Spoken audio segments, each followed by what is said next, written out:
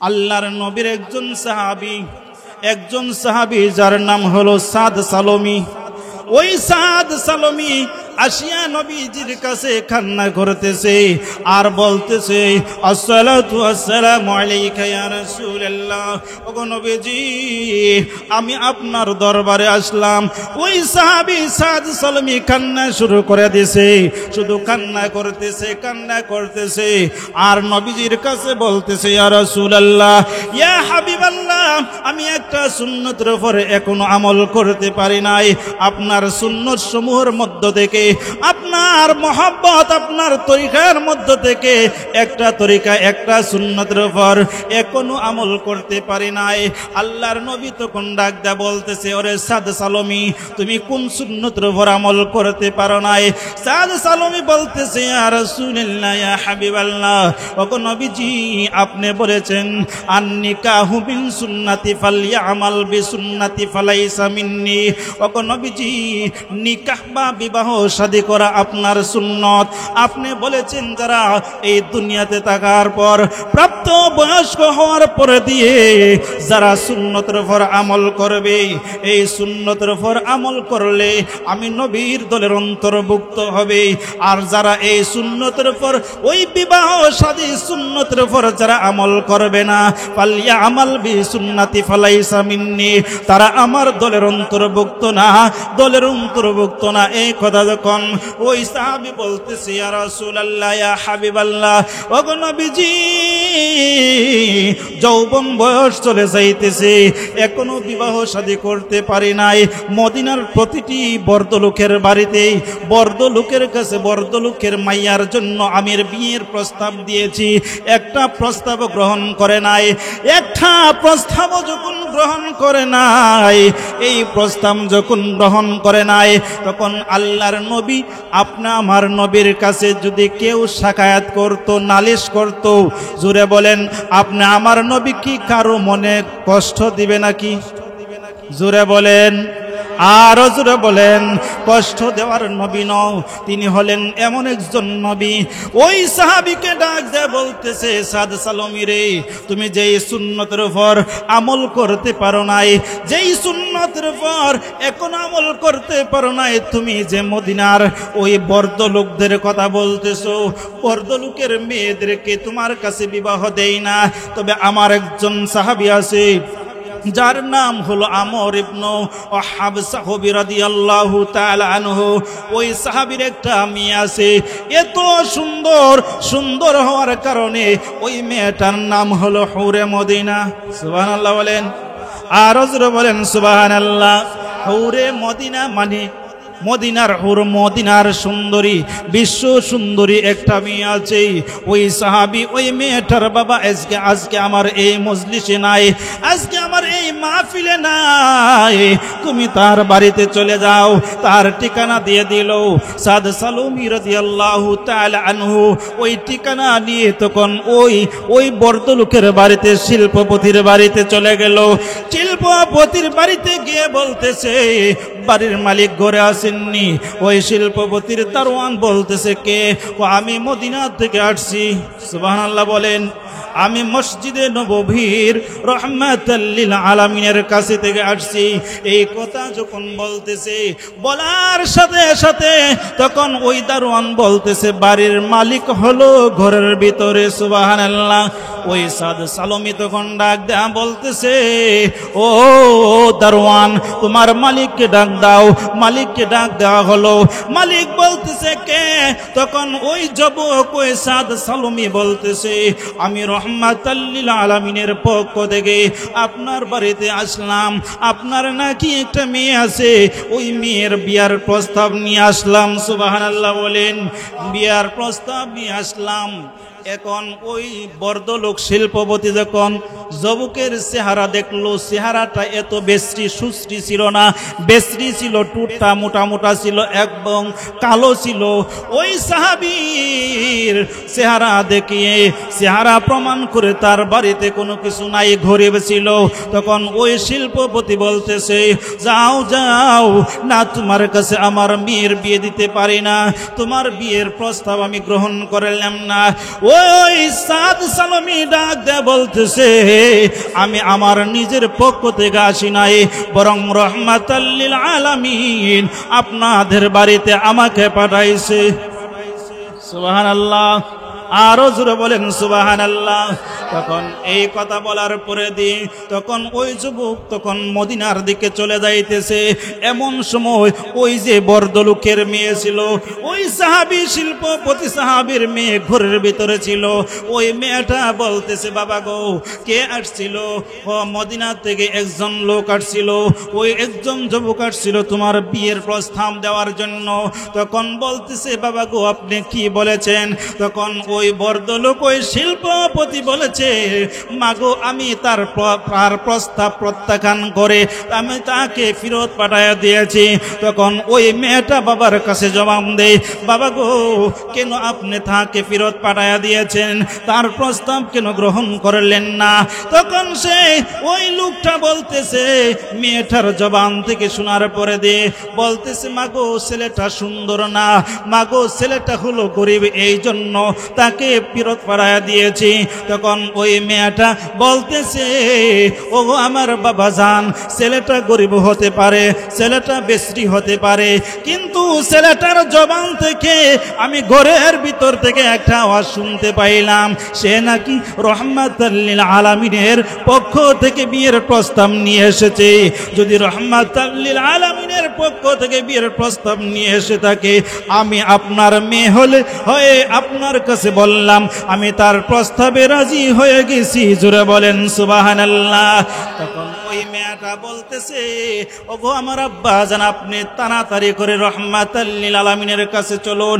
তার কারণ হলো, ওই যুবক গিয়ে যদি রহমাতাল লিল আলামিনের কাছে যদি অভিযোগ করে, তাহলে আমরা এই দুনিয়াতে আশিক রাসূল হতে পারবো না, কাল কিয়ামতের কঠিন ময়দানে আশিক রাসূল হতে পারবো না।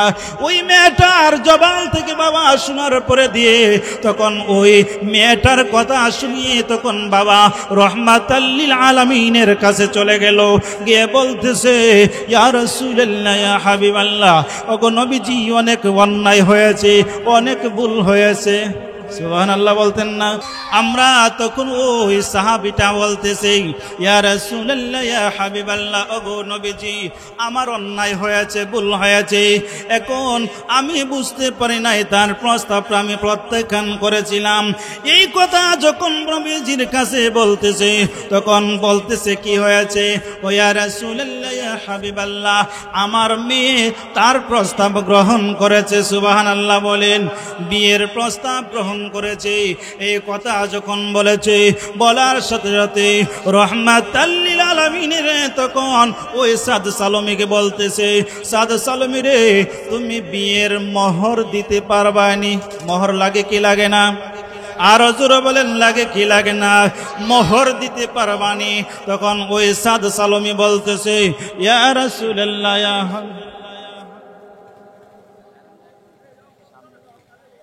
জিকির করে, লা ইলাহা ইল্লাল্লাহ, লা ইল্লাল্লাহ, লা ইলাহা, লা ইলাহা ইল্লাল্লাহ, লা ইলাহা, লা ইলাহা ইল্লাল্লাহ, লা ইলাহা, লা ইলাহা, লা ইলাহা ইল্লাল্লাহ, লা ইল্লাল্লাহ, লা ইলাহা ইল্লাল্লাহ, লা ইলাহা ইল্লাল্লাহ, লা ইলাহা হাসবি রব্বি জাল্লাল্লাহ মা ফি কলবি গায়রুল্লাহ নূর মুহাম্মদ সাল্লাল্লাহু লা ইলাহা ইল্লাল্লাহ ইল্লাল্লাহ লা ইলাহা ইল্লাল্লাহ ইল্লাল্লাহ লা ইলাহা লা ইলাহা লা ইলাহা লা ইলাহা ইল্লাল্লাহ মুহাম্মাদুর রাসূলুল্লাহ সাল্লাল্লাহু আলাইহি ওয়াসাল্লাম। আমি যে কথাটা বলতেছিলাম, আমার নবী তখন ওই সাহাবীকে সাদ সালমীকে জিজ্ঞাসা করলো, সাদ সালমী রে, তুমি যে বিয়া করবা, বিয়ের প্রস্তাব, বিয়ের মোহর দিতে পারবাইনি। তখন ওই সাদ সালমী বলতেছে, ইয়া রাসূলুল্লাহ, ইয়া হাবিবাল্লাহ, গো নবীজি, আমার কাছে এমন সমর্থন নাই। সুবহানাল্লাহ বলেন। এমন সমর্থন নাই মোহর দিতে পারবো, এমন সমর্থন আমার নাই। এই কথা যখন বলতেছে, তখন আমার নবী দেখেন কত সুন্দর করে ফায়সালা করতেছে। ও সাদ সালমী, তুমি টেনশন করিও না, তোমার মোহরের ব্যবস্থা হয়ে যাবে, মোহরের ব্যবস্থা হয়ে যাবে। তখন বলতেছে আল্লাহর নবী, তখন ওই সাহাবী বলতেছে, যাও হযরত আব্দুর রহমান ইবনে আউফের কাছে গিয়ে বলবা, আমি রহমাতাল লিল আলামিন 200 দিরহাম দান করার জন্য বলেছে। তখন আব্দুর রহমান ইবনে আউফের কাছে গেল আল্লাহর নবী রহমাতাল লিল আলামিন আরেকজন সাহাবী, যার নাম হলো হযরত উসমান গনি রাদিয়াল্লাহু তাআলা আনহু। উসমান গনির কাছে গেল। উসমান গনির কাছে যাওয়ার পরে দিয়ে উসমান গনিও 200 দিরহাম দান করলো। আমার নবী তখন বলল, ও সাদ সালমী, আরেকজন সাহাবীর কথা বলি, যার নাম হলো হযরত আলী রাদিয়াল্লাহু তাআলা আনহু। ওই আলীর কাছে গিয়ে বলবা 200 দিরহাম দান করার জন্য। তখন আলীর কাছে গিয়ে বলেছে, আমার নবী হায়াতুন নবী, জিন্দা নবী রহমাতাল লিল আলামিন বলেছেন 200 দিরহাম দান করার জন্য। এই কথা যখন বলেছে, বলার সাথে সাথে আপনারা বলুন, আমার নবী যেই আদেশ করেছে, সাহাবায়ে কেরামরা, ওই দানবীররা ওই দান করতে প্রস্তুত আছে না নাই? আরো জোরে বলেন, আছে না নাই? তখন সেই সাদ সালমী গিয়ে হযরত আব্দুর রহমান ইবনে আউফের কাছে যাওয়ার পরে দিয়ে বলতেছে, ও আব্দুর রহমান ইবনে আউফ, আপনাকে বলেছেন 200 দিরহাম দান করার জন্য। আব্দুর রহমান ইবনে আউফ রাদিয়াল্লাহু তাআলা আনহু 200 দিরহাম দান করেছে। এরপরে দিয়ে হযরত উসমান গনির কাছে গেছে। উসমান গনিও 200 দিরহাম দান করেছে। 200 দিরহাম দান করার পরে দিয়ে হযরত আলীর কাছে গেল। হযরত আলী রাদিয়াল্লাহু তাআলা আনহু 200 দিরহাম দান করলো। এখন আপনারা বলুন, কয় শত দিরহাম হইছে? 3 জনে যদি দান করে 200 দিরহাম করে, তাহলে কয়শো দিরহাম হয়? 600 দিরহাম নিয়ে রহমাতাল লিল আলামিনের কাছে আসলো। রহমাতাল লিল আলামিনের কাছে আসিয়া বলতেছে, ইয়া রাসূলুল্লাহ, ইয়া হাবিবাল্লাহ, ওগো নবীজি, নেন, আপনার কাছে এই দিরহামগুলো আনলাম। ওই সাহাবায়ে কেরামরা দান করেছে, আমার নবী তখন ওই সাহাবীকে বলতেছে, এই 400 দিরহাম হলো তোমার বিয়ের মোহর। সুবহানাল্লাহ। আরো জোরে বলেন সুবহানাল্লাহ। 400 দিরহাম হলো তোমার বিয়ের মোহর। এরপরে দিয়ে রয়ে গেছে কত? 200 দিরহাম। এই 200 দিরহাম নিয়ে তুমি বাজারে চলে যাও। বাজারে গিয়ে তুমি বিয়ের বাজার করো। বিয়ের বাজার করা লাগে কি লাগে না? আরো জোরে বলেন, লাগে কি লাগে না? বিয়ের বাজার করার জন্য সাহাবী তখন 200 দিরহাম নিয়ে বাজারে চলে গেল। উদাহরণস্বরূপ যেমন ব্রাহ্মণবাড়িয়া শহরে চলে গেল। ব্রাহ্মণবাড়িয়া শহরে যাওয়ার পরে দিয়ে কত মনে খুশির মন নিয়ে বিয়ের বাজার করতেছে, বিয়ের বাজার করতেছে, একটা একটা এইভাবে জমাইতেছে।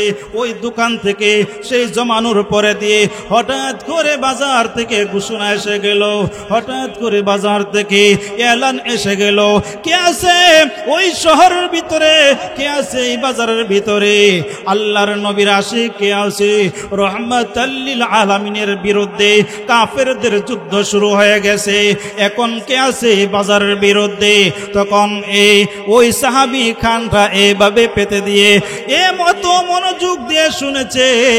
এই এলান যখন ওই সাহাবীর খান পর্যন্ত পৌঁছে গেল, ওই সাহাবীর খান পর্যন্ত পৌঁছার পরে দিয়ে ওই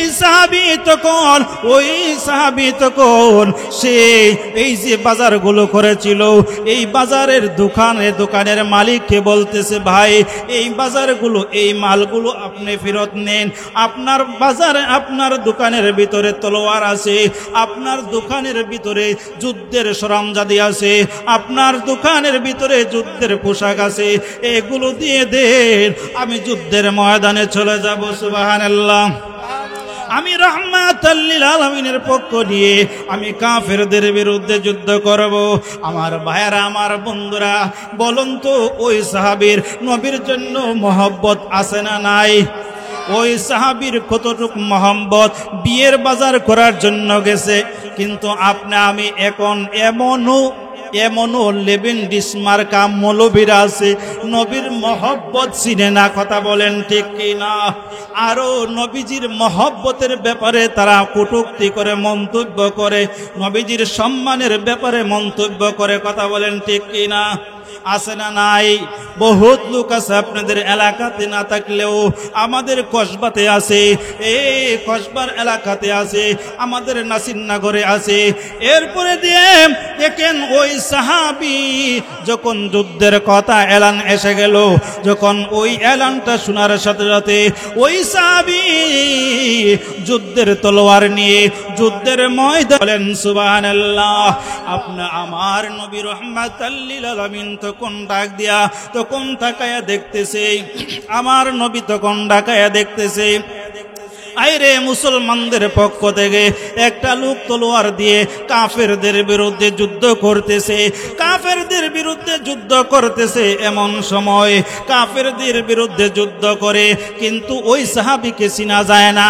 আপনি আমার নবী রহমাতাল লিল আলামিন তখন চিন্তা করলো, পেরেশানিতে পড়ে গেল। মুসলমানদের পক্ষ নিয়ে যুদ্ধ করে, কাফেরদের বিরুদ্ধে লড়াই করে, কাফেরদের উপর আক্রমণ করে, চিনতে পারলাম না। এইভাবে নবীজি টেনশনে পড়ে গেল, পেরেশানিতে হয়ে গেল।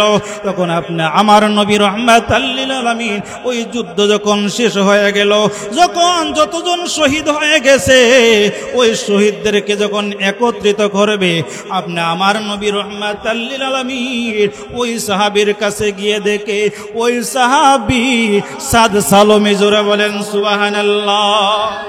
আপনি আমার নবী তখন চৌকো মুবারক দিয়ে কান্না শুরু করে দিছে, টপ টপ করে জোর জোর করে পানি পড়তেছে। আপনি আমার নবী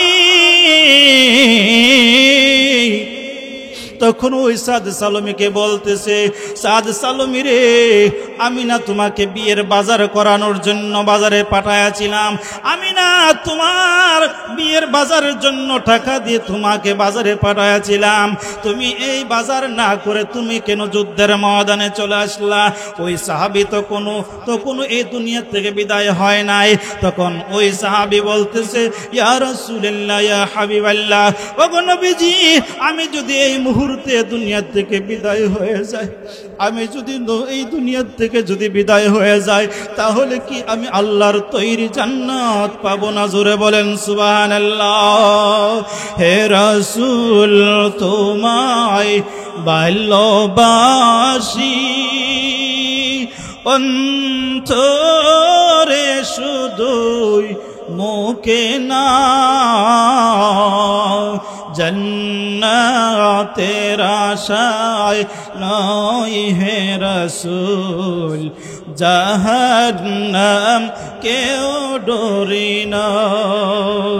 জান্নাতের আশায় নয় হে রাসূল, জাহান্নাম নয়।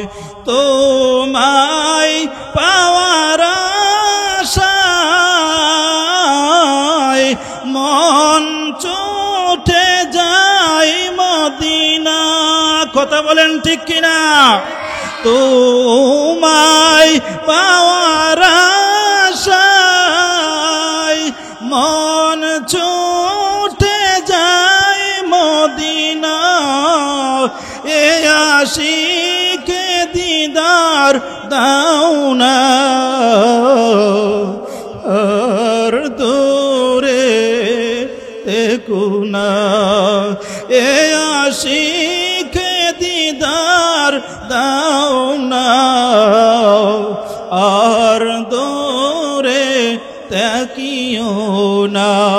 হে রাসূল তোমায় ভালোবাসি, অন্তরে শুধুই মুখে না, জান্নাতের আশায় নয় হে রাসূল, জাহান্নাম কেউ ডরি না, জান্নাতের আশায় নয় হে রাসূল, জাহান্নাম কেউ ডরি না।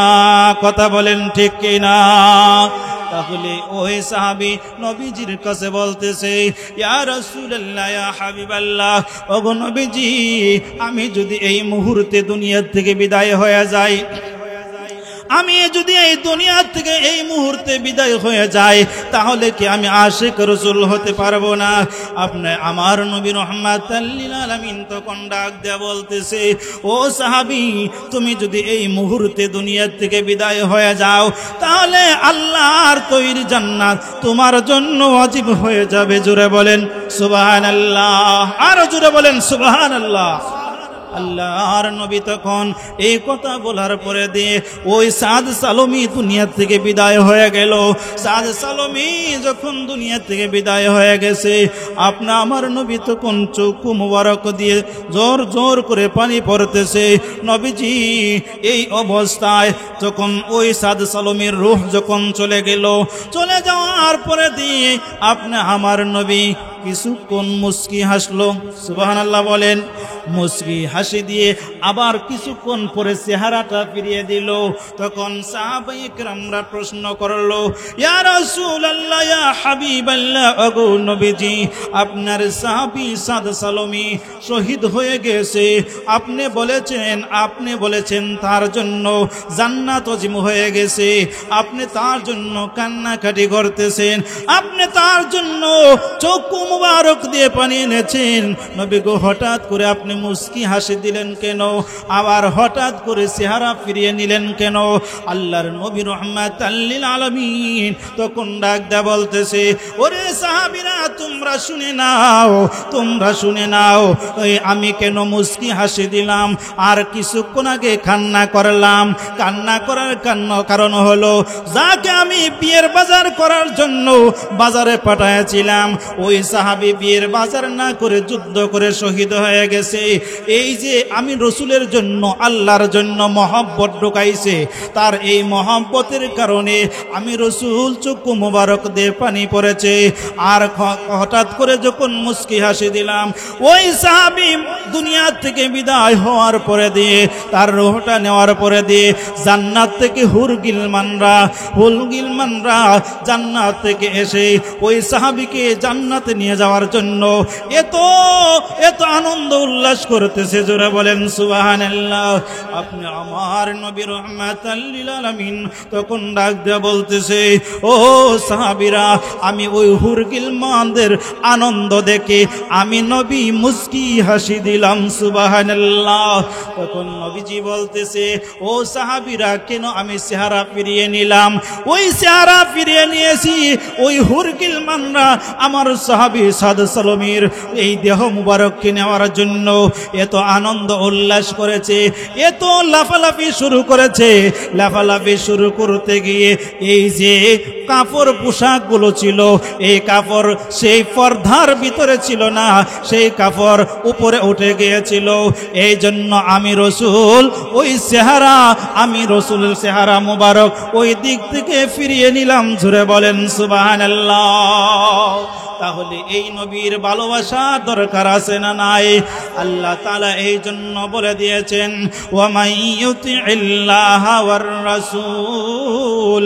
আল্লাহ তাআলা বলে দিয়েছেন ও পৃথিবীর মানুষেরা, আমি আল্লাহর ইতাআত করো, আমি আল্লাহর অনুসরণ করো, আমি আল্লাহর অনুসরণ করো, আমার হাবিবের অনুসরণ করো। আমি আর হাবিবের যদি অনুসরণ করো, আল্লাহ তাআলা পরে আয়াতের মধ্যে বলেন কুল ইন কুনতুম তুহিব্বুনাল্লাহ ফাত্তাবিউনি ইউহিব্বুকুমুল্লাহ ওয়া ইয়াগফির লাকুম যুনুবাকুম ওয়াল্লাহু গফুরুর রহিম। জোরে বলেন আল্লাহু আকবার, আরো জোরে বলেন আল্লাহু আকবার। আল্লাহ তাআলা নবীকে জানায়া দিয়েছে ওগো আমার হাবিব, আপনি আপনার উম্মতদেরকে বলে দিন, এই পৃথিবীর উম্মতদেরকে বলে দেন, যদি তারা আমি আল্লাহর ভালোবাসা পেতে চায়, আমি আল্লাহর ভালোবাসা যদি পেতে চায়, তাহলে যেন আপনার অনুসরণ আপনাকে ভালোবাসে, আপনাকে অনুসরণ অনুকরণ করে। যদি আপনার অনুসরণ অনুকরণ হয়ে যায়, তাহলে আমি আল্লাহর সাথে ভালোবাসা হয়ে যাবে। জোরে বলেন সুবহানাল্লাহ। তাই বলে শুধু শেষ করে নাই, আল্লাহ তাআলা জানায়া দিয়েছে যে আল্লাহ তাআলা বলে দিয়েছেন আল্লাহর নবীর সাথে যদি ভালোবাসা করো, আল্লাহর সাথে ভালোবাসা হয়ে যাবে। আর যার আল্লাহ এবং আল্লাহর রসুলের সাথে যার ভালোবাসা হবে, ওই ভালোবাসার কারণে আল্লাহ তাআলা তার জীবনের গুনাহ মাফ করে দেবে। জোরে বলেন সুবহানাল্লাহ। তাহলে এই নবীর ভালোবাসার দরকার আছে না নাই? এই নবীকে ভালোবাসতে হবে, এই নবীর জন্য জীবন দিতে হবে, এই নবীর জন্য ভালোবাসতে হবে। আপনি আমার নবীর আরেকজন সাহাবী, আপনি আমার নবীর আরেকজন সাহাবী, যার নাম হলো আবু সালমা রাদিয়াল্লাহু তাআলা আনহু। আর আবু সালমা রাদিয়াল্লাহু তাআলা আনহু মক্কাতে বিয়ে করেছিলেন, ওনার স্ত্রীর নাম ছিল উম্মে সালমা। আপনি আমার নবী যখন মক্কা থেকে আল্লাহর আদেশ পেয়ে যখন মদিনাতে ওই কাফেরদের জ্বালা যন্ত্রণা যখন করতে করতে যখন নিরুপায় হয়ে গেছে এবং সহ্যের বাহিরে যখন চলে গেছে, আল্লাহ তাআলার আদেশে আপনি আমার নবী মক্কা ছেড়ে মদিনায় গিয়েছিল কি ছিল না? আরো জোরে বলেন গিয়েছিল।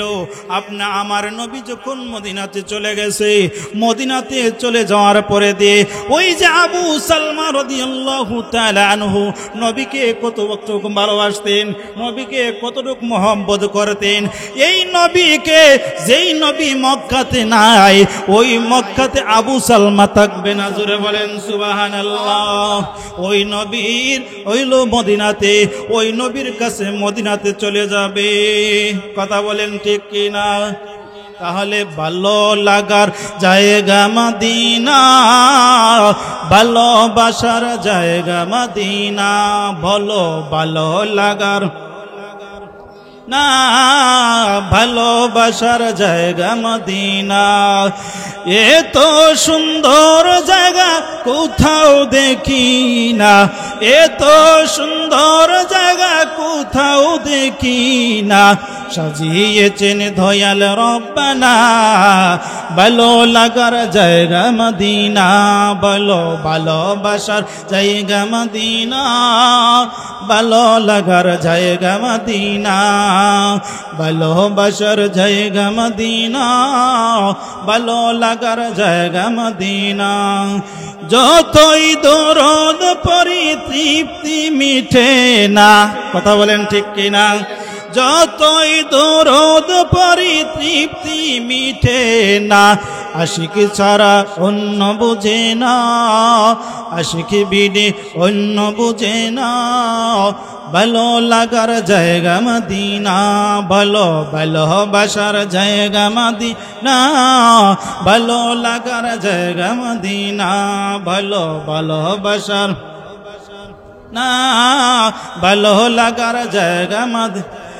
এত সুন্দর জায়গা কোথাও দেখি না, এত সুন্দর জায়গা কোথাও দেখি না, সাজিয়েছেন দয়াল রব্বানা ভালো লাগার জায়গা মদিনা ভালোবাসার জায়গা মদিনা আমার জীবনে অনেক বেশি গুনাহ আমার জীবনে অনেক বেশি গুনাহ তাই হাবিবের কদম ছাড়ব না ভালো লাগার জায়গা মদিনা বলো ভালোবাসার না ভালো লাগার জায়গা মদিনা বলো ভালো লাগার জায়গা মদিনা ভালোবাসার জায়গা মদিনা মদিনা শরীফে নূরের খাজিনা মদিনা শরীফে নূরের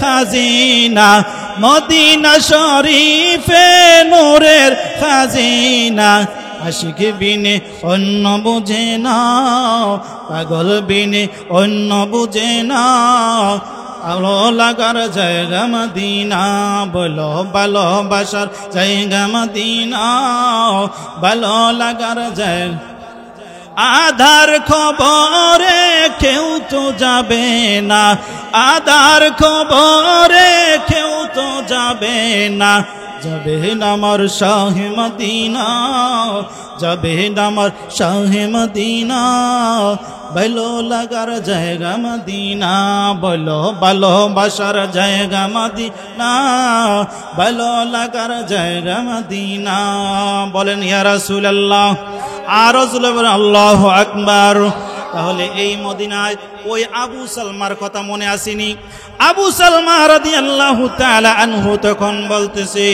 ওই আমি মক্কাতে থাকবো না মদিনায় চলে যাব তার কারণ হলো মদিনাতে রাহমাতাল লিল আলামিন চলে গেছে সাহাবায়ে কেরামরা চলে গেছে তখন ওই আবু সালমা দেখেন মক্কাতে বিয়ে করেছিল মক্কাতে যে কাফের বেদিনরা নবীজিকে তাড়ায়া দিয়েছে নবীজিকে কষ্ট দিয়েছে ওই তাদের একটা আত্মীয় তাদের একজন বোনকে সেই বিবাহ করেছিল ওই আবু সালমার সন্তানাদি হয়েছে আবু সালমা যখন ঘোষণা দিল যেই এলাকাতে যেই মক্কাতে নবী নাই সেই মক্কাতে আমি থাকবো না তখন শ্বশুর বাড়ির গোষ্ঠীর লোকেরা ওই কাফের বেদিনরা বলতেছে আবু সালমা রে তুমি মক্কা ছেড়ে মদিনায় চলে যেতে পারো আমাদের কোনো আপত্তি নাই তবে তোমার যে সন্তানাদি রয়েছে তোমার যে স্ত্রী রয়েছে তাদেরকে আমরা যেতে দিব না এই কাফেররা মনে করছে মক্কার তারা মনে করছে যে যদি বউ বাচ্চারে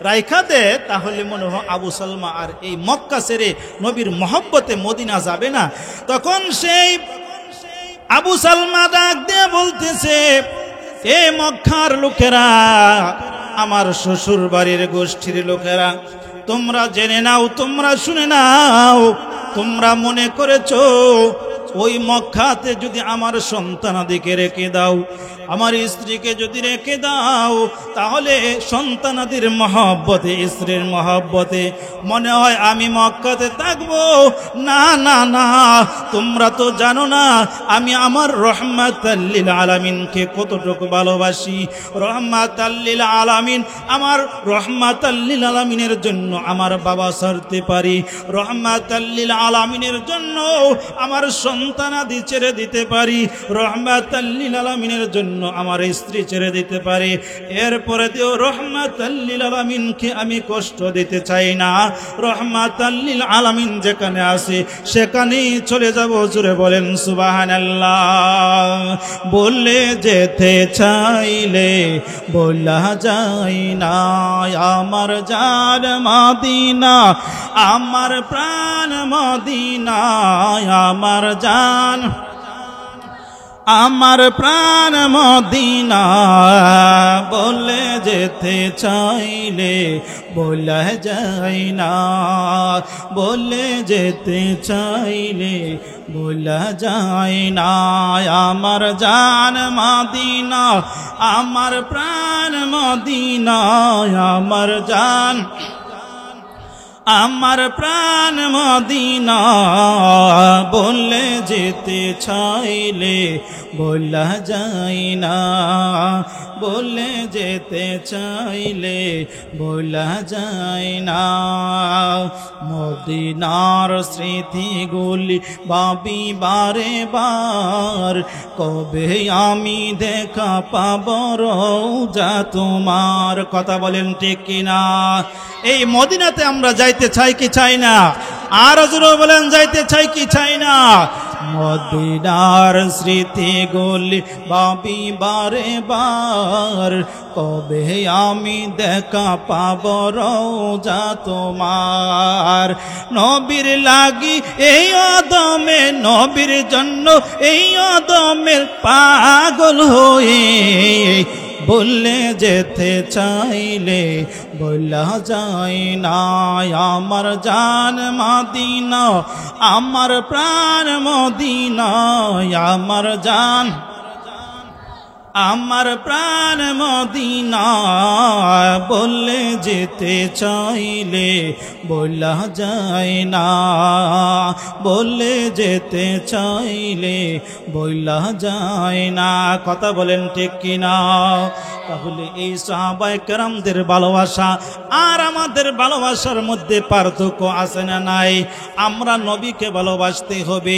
আপনি আমার নবীর জন্য আমরা মনে করি, মনে হয় আহলে সুন্নাতুল জামাতের উলামা একরামরা নবীদের পক্ষে কথা বলো, কিন্তু অনেক লোকেরা, সাধারণ লোকেরা মনে করে আমাদের উপর মনে হয় দায়িত্ব নাই। বাড়িতে মা বোনরা আছে, মা বোনরাও মনে করে মনে হয় আমাদের দায়িত্ব নাই। ছোট ছোট বাচ্চারাও মনে করে মনে হয় আমাদের দায়িত্ব নাই।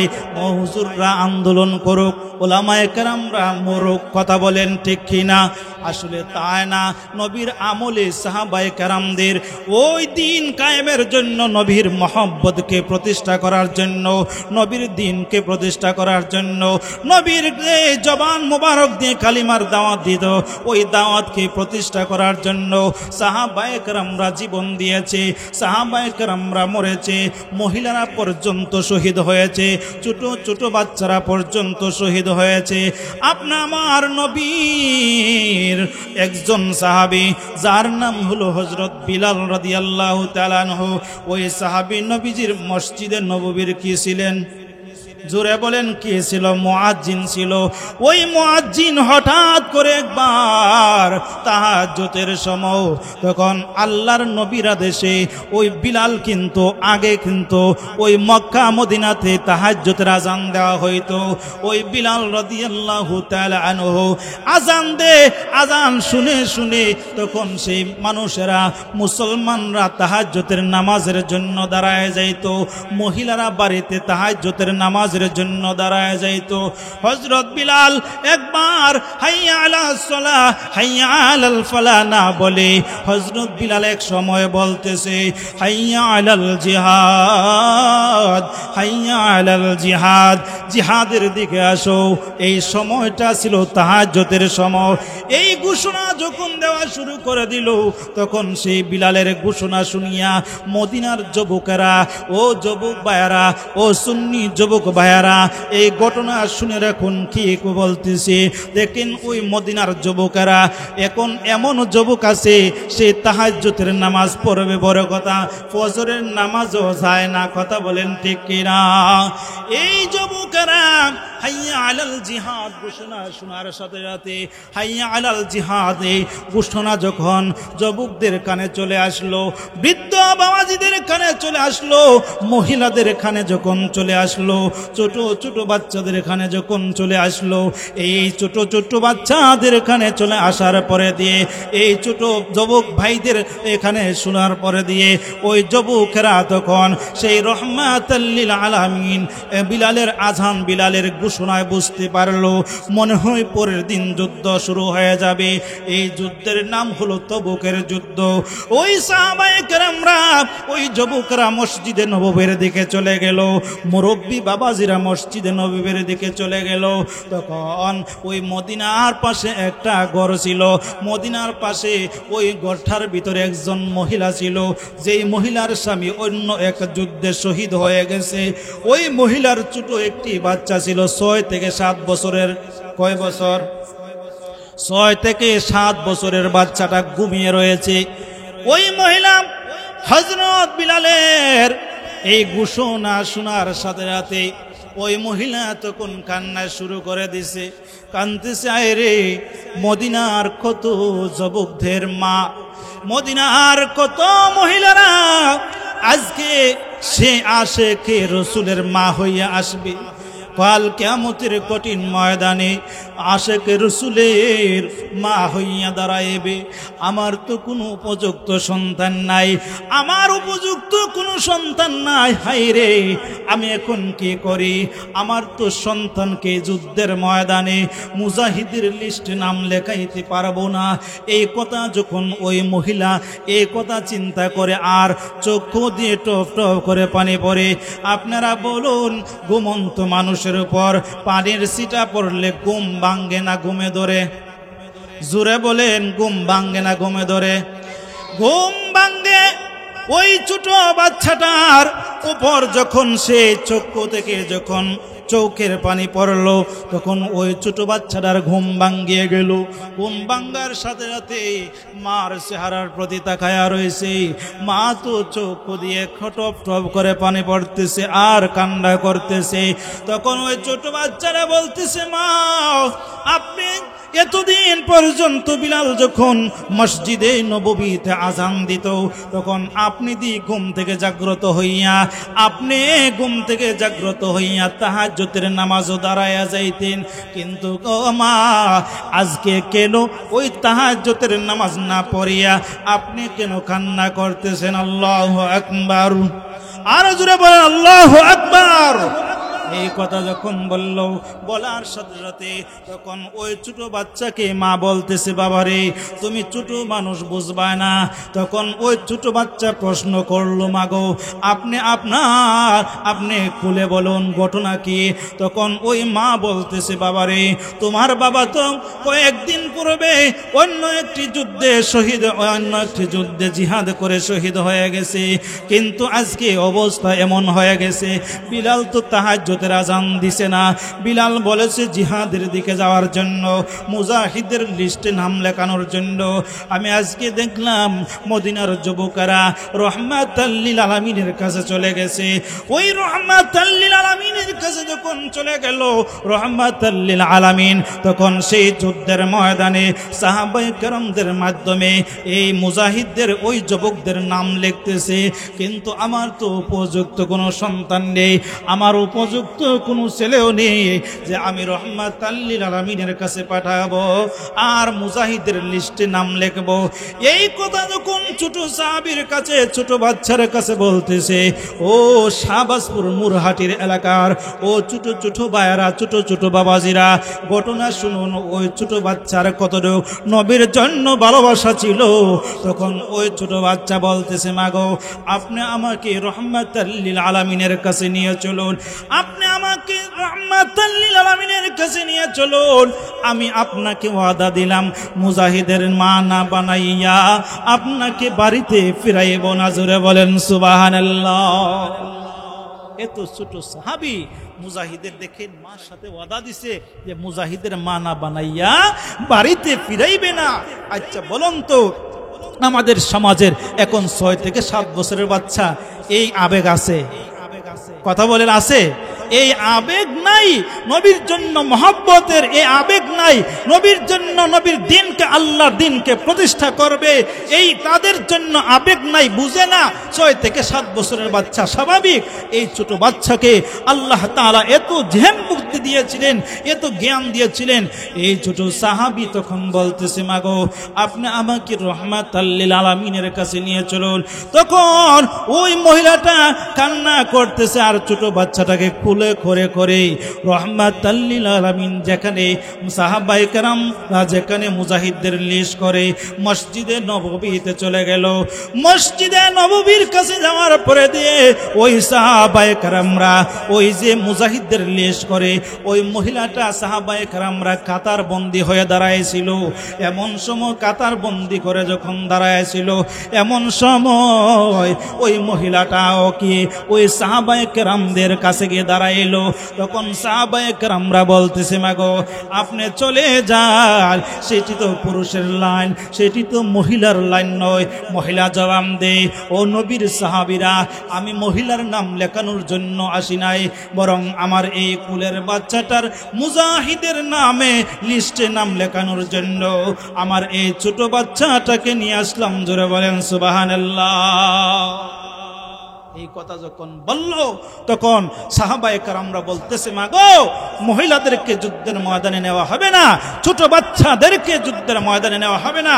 এখন এই কথা যখন বলতেছে তখন এই তর্ক বিতর্ক আপনি আমার নবী রহমাতাল লিল আলামিনের কান মুবারক পর্যন্ত চলে গেছে। জোরে বলেন সুবহানাল্লাহ, আর জোরে বলেন সুবহানাল্লাহ। এই কথা যখন রহমাতাল লিল আলামিনের খান মুবারক পর্যন্ত চলে গেল, চলে যাওয়ার পরে দিয়ে রহমাতাল লিল আলামিন সাহাবায়ে কেরামদেরকে বলতেছে এরে সাহাবীরা তোমরা কার সাথে তর্ক বিতর্ক করতেছো? ওই সাহাবায়ে কেরামরা বলতেছে ইয়া রাসূলুল্লাহ ইয়া হাবিবাল্লাহ গো নবীজি একজন মহিলা আসছে যুদ্ধের ময়দানে মুজাহিদের লিস্টে নাম লেখানোর জন্য, আপনি আমার নবী। তখন ওই মহিলাকে ডাক দিল। মহিলাকে ডাক দেওয়ার সাথে সাথে মহিলাকে বলতেছে মাগো আপনি কিসের জন্য আসলেন? তখন ওই মহিলা বলতেছে ইয়া রাসূলুল্লাহ ইয়া হাবিবাল্লাহ গো নবীজি আপনার সাহাবী আপনার মুয়াজ্জিন বিড়াল জিহাদের ঘোষণা দিয়েছে, জিহাদের ঘোষণা শুনিয়া আমার তো উপযুক্ত কোনো সন্তান নাই, আমার এই কুলের বাচ্চাটাকে নিয়ে আসলাম মুজাহিদের নামে মুজাহিদের লিস্টে নাম লেখানোর জন্য। জোরে বলেন সুবহানাল্লাহ। আপনি আমার নবী তখন ডাক দিয়ে বলতেছে ওগো মা যুদ্ধের ময়দানে ছোট বাচ্চারা যাওয়ার কোনো অনুমতি নাই। আল্লাহু আকবার। যুদ্ধের ময়দানে ছোট ছোট বাচ্চারা যাওয়ার অনুমতি নাই। আপনি আমার নবী বলতেছে মাগো যুদ্ধের ময়দানটা হলো যুদ্ধের ময়দানে কেন? এই মহিলা বলতেছে নবী গো এই যুদ্ধের ময়দানে কেন আমার ছোট বাচ্চার নাম লিখবেন না, কেন গো নিবেন না? তখন আপনি আমার নবী ডাক দা বলতেছে মাগো হলো এমন একটা ময়দান যেই ময়দানে ওতে গলা দিতে হয়, না হয় গলা আনতে হয়, মাথা দিতে হয়, না হয় মাথা আনতে হয়। কথা বলেন ঠিক কিনা? মাথা দিতে হয়, না হয় মাথা আনতে হয়। আমি নবীর জন্য যারা যুদ্ধ করতে যাবে হতে মাথা দিবে, না হয় কাফেরদের মাথা আনবে। ও মা এই ছোট বাচ্চাকে নেওয়া যাবে না, সে যুদ্ধ করতে পারবে না, যুদ্ধ করবে বড় কথা তলোয়ার ওই আলগে দিতে পারবে না। এই কথা যখন বলতেছে তখন ওই মহিলা বলতেছে ইয়া রাসূলুল্লাহ ইয়া হাবিবাল্লাহ ওগো নবীজি বড় আশা নিয়ে আপনার কাছে আসছিলাম আমার বাচ্চাটার নাম লেখাবেন, কিন্তু আপনি তো আমার বাচ্চার নাম লেখাইলেন না। এই কথা যখন বলতেছে আপনা আমার নবী তখন বলতেছে মাগো আপনার এই ছোট বাচ্চাটাকে নিয়ে চলুন, আপনার বাচ্চা যখন বড় হবে আর অন্য আরেকটা যুদ্ধের ময়দানে আপনার বাচ্চার নাম মুজাহিদের লিস্টে লিখে আপনার বাচ্চাকে নিয়ে যুদ্ধের ময়দানে চলে যাব। জোরে বলেন সুবহানাল্লাহ। এই কথা যখন আপনা আমার নবী বারবার পরামর্শ দিতেছে, পরামর্শ অনুযায়ী ছোট বাচ্চাটাকে নিয়ে বাড়ির দিকে চলে যাবে। এমন সময় ছোট বাচ্চাটা মহিলাও কান্না করে, ছোট বাচ্চাটাও কান্না করে। ছোট বাচ্চারা বলতেছে মা আপনি কোথায় যান? কো বাবা রে আমি বাড়িতে চলে যাই। কেন গো মা? কো ছোট বাচ্চাদেরকে যুদ্ধের ময়দানে নেওয়া যায় না। তখন ওই ছোট বাচ্চা বলতেছে ইয়ারা আমার মা আপনাকে তো আমি ওয়াদা দিয়েছিলাম, আল্লাহু আকবার, আমি তো ওয়াদা দিয়েছিলাম মুজাহিদের মা না বানাইয়া বাড়িতে ফিরাইব না। ও মা এখন আপনি বাড়িতে নিয়ে যাইতেছেন, আমাকে বাড়িতে নিয়ে চলেছেন, তাহলে আমি যদি এখন আপনাকে বাড়িতে নিয়ে চলি আমার ওয়াদার খেলাফ হবে, আর ওয়াদা ভঙ্গকারী হলো মুনাফিকের আলামত। কথা বলেন ঠিক কিনা? ওয়াদা ভঙ্গকারী মুনাফিকের আলামত, আর মুনাফিকরা যাবে জাহান্নামে।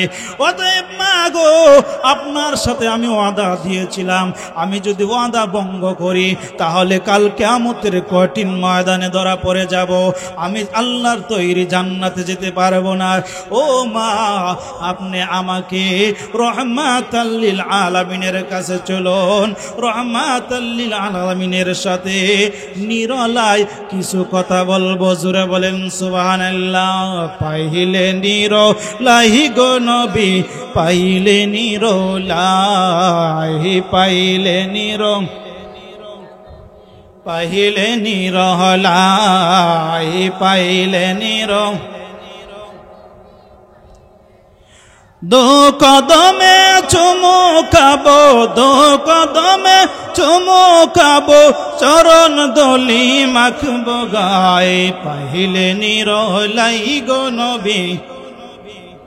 জোরে, পাইলে নিরলাই গো নবী, পাইলে নিরলাই, পাইলে পাইলে নিরলাই। দো কদমে চুমু খাবো, দো কদমে চুমু খাবো, চরণ দলি মাখবো গায়ে, পাইলে নিরলাই গো নবী, পাইলে নিরলাই, পাইলে পাইলে নিরলাই, পাইলে নিরলাই গো নবী, পাইলে নিরলাই, পাইলে দয়াল নবী কত দূরে, লোহিত সাগরের তীরে। কথা বলেন ঠিক কিনা? দয়াল নবী কত দূরে, লোহিত সাগরের তীরে। মদিনারি সোনার ঘরে, মদিনারি সোনার ঘরে আসেন যিনি সর্বদাই, পাইলে পাইলে নিরলাই, পাইলে নিরলাই গো নবী, পাইলে নিরলাই, পাইলে দো কদমে চুমু খাবো, দো কদমে চুমু খাবো, চরণ দলি মাখবো গায়ে, পাইলে নিরলাই গো নবী, পাইলে নিরলাই, পাইলে নিরলাই গো নবী, পাইলে নিরলাই। বলেন মারহাবা। আরো জোরে বলেন আল্লাহু আকবার, আরো জোরে বলেন ইয়া রাসূলুল্লাহ। তাহলে এই যে কথাগুলো বললাম, এই মহব্বতের দরকার আছে না নাই?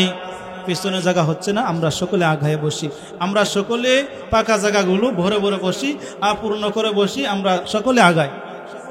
আসতেছে হুজুর। হ্যাঁ, তাহলে ওই যে কথাটা ছোট বাচ্চার কথা মনে আসেনি?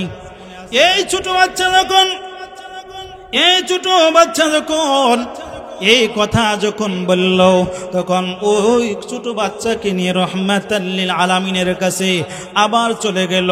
চলে যাওয়ার পরে দিয়ে বলতেছে, ইয়া রাসূলুল্লাহ, ইয়া হাবিবাল্লাহ, ওগো নবীজি, আপনার কাছে আমার যুক্তিসঙ্গত কথা হলো। সুবহানাল্লাহ বলেন। এত ছোট মানুষ, রাষ্ট্রের প্রেসিডেন্ট হওয়া, ওয়াল ক্ষমতা পাওয়ার পরে দিও, রাষ্ট্রের নায়ক হওয়ার পরে দিও, ছোট বাচ্চার কথা শুনবে? সুবহানাল্লাহ বলেন। এই ছোট বাচ্চার কথা বলতেছে, ইয়া রাসূলুল্লাহ, ইয়া হাবিবাল্লাহ, ওগো নবীজি, আপনার কাছে আমার যুক্তি কথা হলো, যুক্তিসঙ্গত কথা হলো। ও নবী আমার, আপনার কাছে কথা হলো গো, আমার বাড়িতে যখন আমার মা পাক শাকের কাজ করে, রান্নার কাজ করে, এই চুলার ভিতরে সর্বপ্রথম বড় লাকড়ি দিয়ে আগুন জ্বলায় না? কথা বলেন ঠিক কিনা? ছোট ছোট লাকড়ি দিয়ে আগুন জ্বলাইতে হয়। ওই ছোট সাহাবী নবীজিকে বলতেছে, ইয়া রাসূলুল্লাহ, ইয়া হাবিবাল্লাহ, ওগো নবীজি, যুদ্ধের ময়দানে যখন যুদ্ধ শুরু হয়ে যাবে, আবু বকর দিয়ে আগুন জ্বালায় না, না, উমর রে দিয়ে আগুন জ্বালায়েন না, হযরত উসমান রে দিয়ে আলী রে দিয়ে আগুন জ্বালায়েন না। যুদ্ধ শুরু করবেন যেমন ভাবে চুলার ভিতরে ছোট ছোট লাকড়ি দিয়ে পরে বড় বড় লাকড়িগুলো ব্যবহার করতে হয়, ঠিক তদ্রূপ ভাবে আমি এই ছোট বাচ্চাকে যুদ্ধের ময়দানে সর্বপ্রথম দিয়ে যুদ্ধের আগুনটা জ্বালায়া দিবেন। জোরে বলেন সুবহানাল্লাহ। আল্লাহর নবী তখনও বলতেছে, ছোট সাহাবী রে, তুমি যতই যুক্তি দেখাও না কেন, তুমি বাড়িতে চলে যাও, তোমাকে অন্য যুদ্ধের ময়দানে নেওয়া হবে। এই কথা যখন বলেছে, বলার পরে দিয়ে তখন ওই ছোট বাচ্চাটা নিয়ে চলে যায়, ছোট বাচ্চাটা নিয়ে চলে যায়। এমন সময়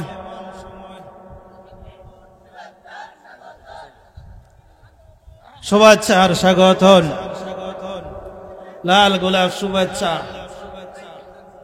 আল্লাহু আকবার, ইয়া রাসূলুল্লাহ। শুভেচ্ছা আর স্বাগত, শুভেচ্ছা আর স্বাগত। আমরা সকলে বলি আলহামদুলিল্লাহ। আমাদের প্রধান অতিথি আসছে, আপনারা খুশি না বেজার? আর জোরে বলেন খুশি না বেজার? আমরা সকলে খুশি। আমি ঘটনা এই 1 মিনিটের ভিতরে 2 মিনিটের ভিতরে আমি শেষ করে দিচ্ছি। এই ছোট সাহাবী তখন আপনা আমার নবী তখন ওই ছোট সাহাবীকে বাড়িতে ফিরায় দেয়। তখন ওই ছোট সাহাবীর মাও কান্না করে, ছোট সাহাবীও কান্না করে।